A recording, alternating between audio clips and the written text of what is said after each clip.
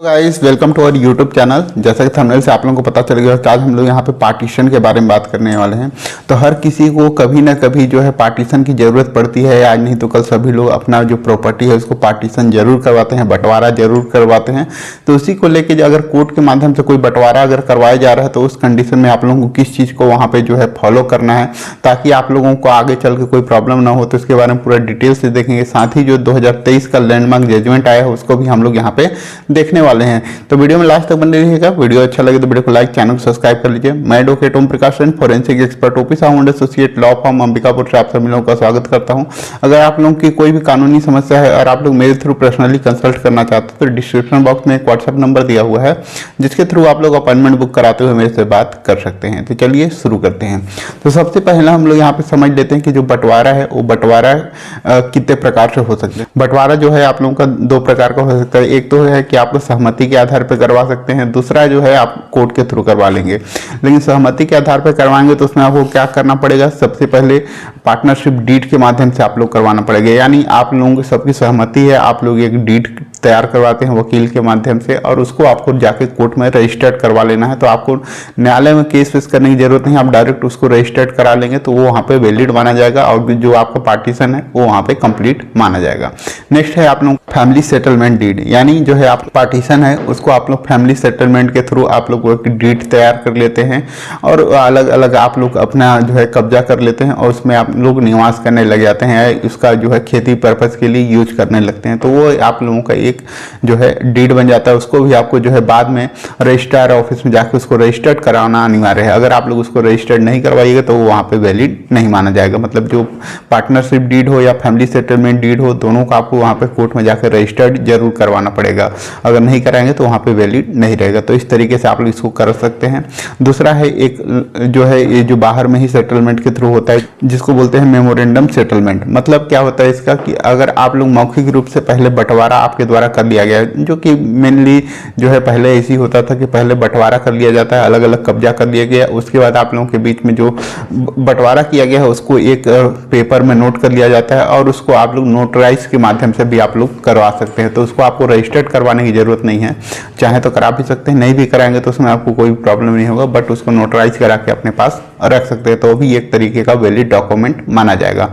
Next है अगर आप कोई भी प्रॉपर्टी है और आपस में आप लोगों की सहमति नहीं है, ज़्यादातर जो केसेस होते हैं उसमें सहमति नहीं होती है, तो उनके द्वारा जो है वहाँ पे कोर्ट में पार्टीशन सूट दायर किया जाता है। कोर्ट में जो पार्टीशन सूट दायर किया जाता है उसके बाद वहाँ पे उनके फेवर में ऑर्डर भी हो जाता है। उसके बावजूद उसमें अगर उनके द्वारा फिजिकली रूप से कब्जा नहीं किया जाता है तो वो प्रॉपर्टी जो है उनको वहाँ पे नहीं मिलेगी। तो इसी के रिगार्डिंग जो है अभी एक कर्नाटक हाईकोर्ट का एक लैंडमार्क जजमेंट आया हुआ है जो कि 24 अगस्त 2023 की जजमेंट है, जिसमें भी सेम इसी प्रकार का हुआ कि उनके द्वारा जो है पार्टीशन सूट का केस दायर किया गया जो कि उनके फेवर में वहाँ पे पार्टीशन का सूट का वहाँ पे जो जजमेंट है डिग्री है वो भी उनके फेवर में आया। उसके बावजूद वो प्रॉपर्टी उनको नहीं मिला। तो उसके बारे में पूरा हम लोग पहले फैक्ट के बारे में देख लेते हैं। उससे पहले हम लोग केस के नाम को देख लेते हैं। केस का नाम है श्री राम प्रसाद वर्सेस श्री तथ्यराज आर, जो कि 24 अगस्त 2023 के जजमेंट है, जिसका सिविल रिवीजन पिटीशन नंबर है 70/2022। इसके फैक्ट के बारे में हम लोग यहाँ पे जान लेते हैं। इसमें क्या हुआ था कि जो पिटिशनर है उनके जो है पिताजी के द्वारा उनके भाइयों के बीच में 1922 में वहाँ पे पिटीशन सूट दायर किया गया जो कि 1923 में वहाँ जिसमें प्रारंभिक आदेश वहाँ पे हो गया था पार्टीशन के लिए। उसके बाद जो है 2028 में फाइनल आदेश हो गया था। तो उसके बाद उसमें क्या हुआ था, जो उन लोग का प्रॉपर्टी था उसको 1/3 कर दिया गया, यानी कि उन लोगों 3 भाई थे, तीनों को वहाँ पे बराबर इक्वल वहाँ पे बांट दिया गया। उसके बाद जो है पिटीशन का वहाँ पे ऑर्डर हो जाने के बाद जो उनके द्वारा उस प्रॉपर्टी का वहाँ पे एग्जीक्यूशन नहीं कराया गया, उसमें कोई भी कब्जा नहीं लिया गया। एग्जीक्यूशन क्या होता है उसको हम लोग पहले समझ लेते हैं। आपका कोई भी केस है, आप वहाँ पे अगर आपके फेवर में कोई ऑर्डर हो जाता है, आदेश हो जाता है, बट आपको वहाँ पर से डायरेक्टली वो चीज़ आपको वहाँ पे नहीं मिलती है, तो उस कंडीशन में आपको एग्जीक्यूशन कोर्ट में, जैसे कि आप कोई बंटवारा का केस लगा रहे हैं, सिविल सूट लगा रहे हैं और आप वहाँ पर से आपके फेवर में आदेश हो गया, तो उसको एग्जीक्यूट कराने के लिए आपको तहसील कोर्ट में आपको लगाना पड़ेगा, जिसके बाद आपको वहाँ पर से फिजिकली उस पर आपको कब्जा दिलाया जाएगा। तो इस तरीके का जो है एग्जीक्यूशन वहाँ पे नहीं कराया गया था। और उसके बाद जो है उसके बाद समय बीत जाने के बाद उनके जो है 3 बच्चे हुए।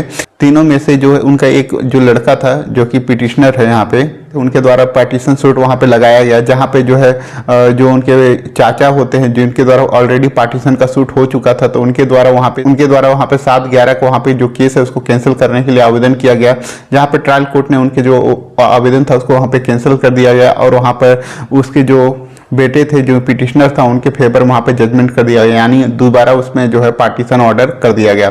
उसके बाद जो उनके द्वारा हाई कोर्ट में अपील किया गया, तो हाई कोर्ट में जब उनके द्वारा अपील किया गया तो हाई कोर्ट ने वहाँ पर से पूरा उसको बदल के रख दिया। उनके सामने 2-3 क्वेश्चन थे, क्या कोई भी पार्टीशन सूट एक बार हो जाने के बाद किसी प्रॉपर्टी का दोबारा उस पर पार्टीशन सूट किया जा सकता है। दूसरा यहाँ पे था कि क्या उतने दिन के बाद अगर कोई भी जैसे लगभग 90 साल बीत चुके हैं, 100 साल बीत चुके हैं, तो उसके बाद क्या उसको यहाँ पे एग्जीक्यूट कराया जा सकता है जो ऑर्डर हुआ है उसको। तो इस सब तरीके का वहाँ पे क्वेश्चन आया, जिसमें जो है हाई कोर्ट के द्वारा ये कहा गया कि इनके द्वारा जो पार्टीशन सूट यहाँ पे लगाया गया है वह वहाँ पे चलने योग्य नहीं है, क्योंकि वो ऑलरेडी उस पर एक बार पार्टीशन सूट हो चुका है और जो है उसमें जो है लिमिटेशन जो एक्ट है उसके अकॉर्डिंग जो है एग्जीक्यूशन भी नहीं कराया जा सकता, क्योंकि लिमिटेशन एक्ट के अनुसार जो है जो टाइम पीरियड है 12 साल का टाइम पीरियड दिया हुआ है कि 12 साल के अंदर आप उसको एग्जीक्यूट करा सकते हैं और 12 साल के बाद वो जो है उस कानून में बार्ड है, यानी वो वहाँ पे अब चलने योग्य नहीं है। तो इस तरीके से जो है उनका अपील था उसको वहाँ पर से एक्सेप्ट कर लिया गया और जो पार्टीशन सूट दायर किया गया था उसको वहाँ पर से कैंसिल कर दिया गया। तो आपको अब यहाँ पे कुछ चीज़ें हैं जिसको आपको समझना जरूरी है कि अगर आपके द्वारा भी कोई ऐसा पार्टीशन सूट लगाया गया है और आपके साथ ऐसा ना हो, उसके लिए आप लोग 12 साल से पहले आपको उसको एग्जीक्यूशन कोर्ट में जाके आप लोग एग्जीक्यूट कराना होगा। और नेक्स्ट अगर आपके साथ अगर ऐसा कुछ हुआ है, 12 साल का समय बीत गया है, तो उस कंडीशन में आपको क्या करना चाहिए?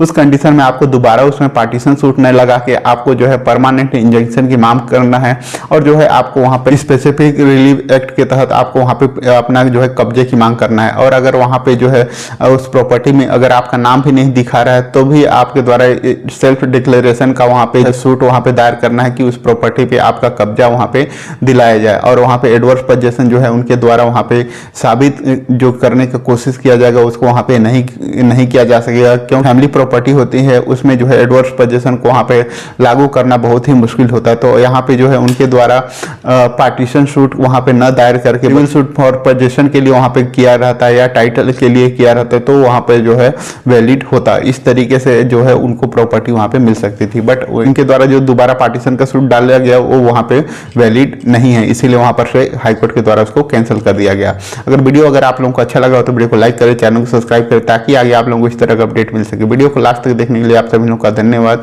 जय हिंद, जय भारत।